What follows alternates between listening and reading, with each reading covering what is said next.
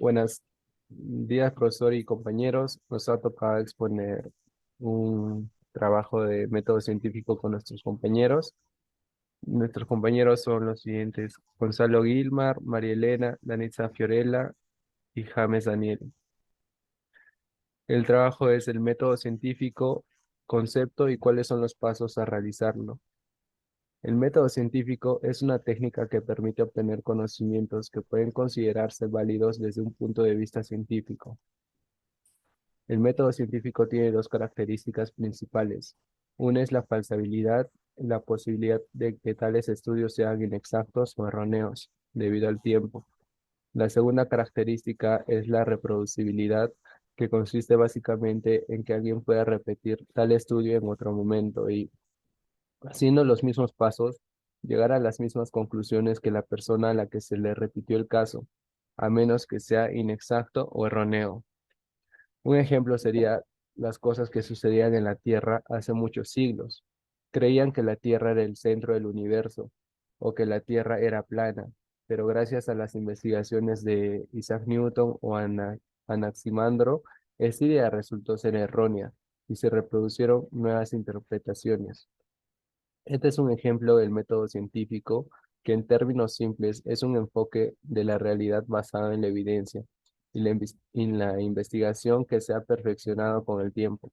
Los orígenes del método científico se remontan al siglo XVII.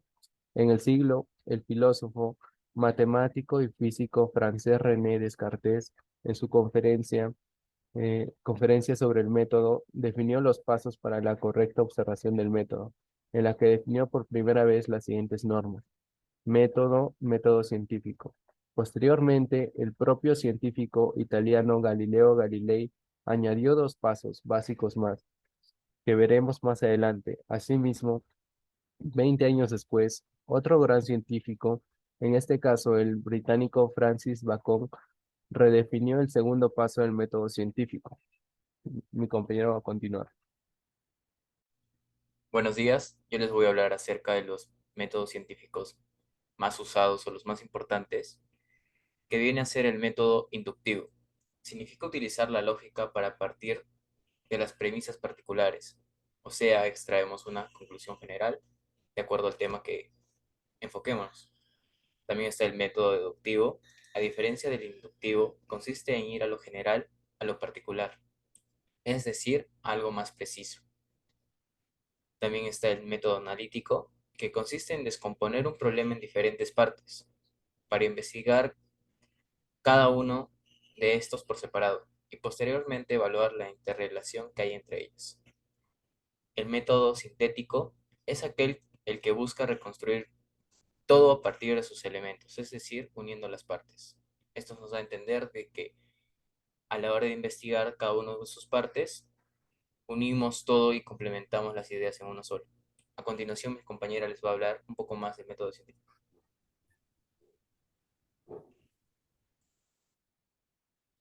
Ya, buenos días. Yo les voy a hablar sobre los métodos científicos. Observación. Este paso implica recopilar y escribir información de o de hechos y encontrar algunos hechos importantes que vale la pena investigar.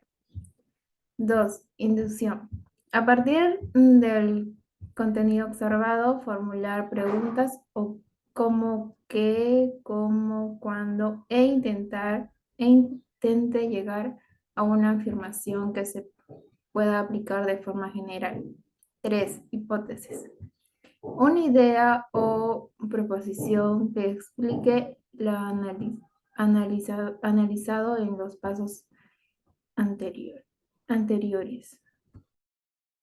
Le doy paso a mi compañero James. Como cuarto punto tenemos la experimentación, la cual se intenta probar la hipótesis propuesta con los elementos que tiene el investigador.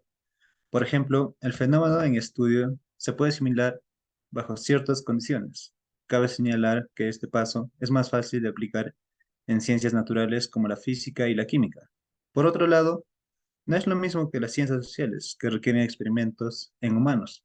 Sin embargo, es posible llevar a cabo ciertos experimentos, por ejemplo, colocando a los individuos en determinadas situaciones en las que se tiene que hacer una elección. Incluso pensemos que las vacunas deberían probarse en humanos en sus últimas etapas en desarrollo. Como quinto punto tenemos el análisis, que consiste en reunir y resumir información mediante cálculos, gráficos o tablas. La idea de esto es crear y facilitar la comprensión de los datos obtenidos en los experimentos.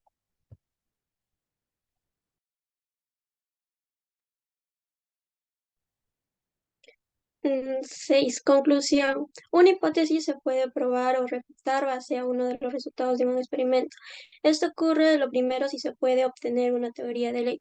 Por otro lado, si se rechaza una hipótesis, se puede proponer otra hipótesis. Gracias.